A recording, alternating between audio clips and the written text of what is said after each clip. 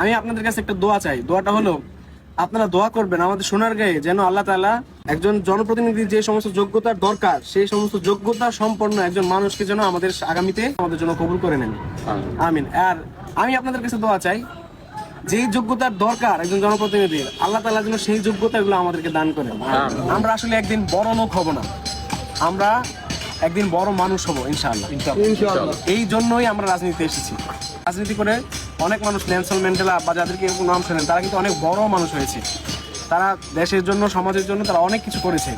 আমরা এরকম কিছু করতে চাই, মানুষের কাছে আমরা সবসময় স্মরণে থাকতে চাই যে রাজনীতি, পদ পদবি বা জনপ্রতিনিধি এগুলো এমন কোনো সার্টিফিকেট না যেটা তারা টাকা ইনকাম করার মতো।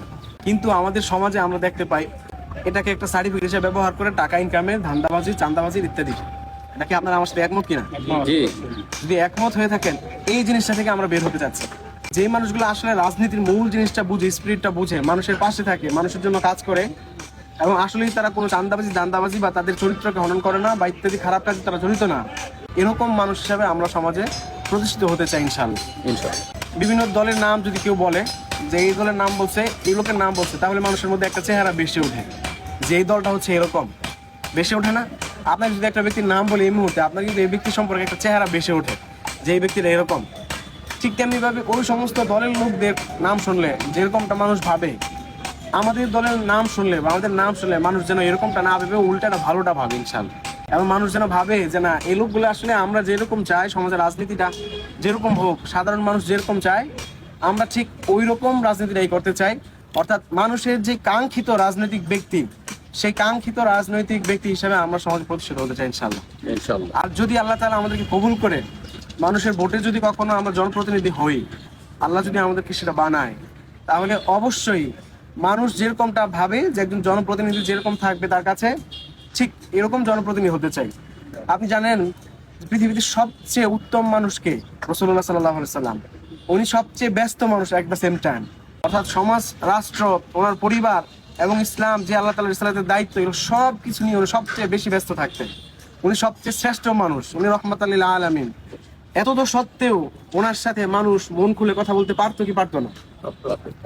অর্থাৎ সমাজের সাধারণ মানুষ সবাই কিন্তু আল্লাহ রাসূল সাল্লাল্লাহু আলাইহি ওয়াসাল্লামের দরবারে যাইতে পারতেন এবং ওনার সাথে মন খুলে কথা বলতে পারতেন। কিন্তু আজকে দেখা যায় যারা জনপ্রতিনিধি হয়ে যায় তাদেরকে আর খুঁজে পাওয়া যায় না, বা তাদের কাছে পৌঁছতে হলে অনেক লেয়ার পার হতে হয়। আশেপাশে অনেক এমন মানুষজন থাকে যারা হয়তো আপনাকে বলবে এই কি দরকার আছে, দরকার নাই, এটা পিছিয়ে পারবে না, এই না সেই না, বা এটা চেয়ারম্যানের কাজ না, এরকম বলে আপনাকে ছোট করে দেয়। আপনার যে মন খুলে গুরুত্ব দিয়ে যে কথাটা বলার এবং শোনার, সেই জনপ্রতিনিধি কিন্তু আমরা পাই না। এটা আমাদের সমাজে মিসিং। যে আমরা রাসূল সাল্লাল্লাহু আলাইহি ওয়াসাল্লামের আদর্শ, সকলের কথা শোনা এবং সেই অনুযায়ী কাজ করা, সেরকম যেন আল্লাহ তাআলা আমাদের কবুল করেন সকলে আমিন।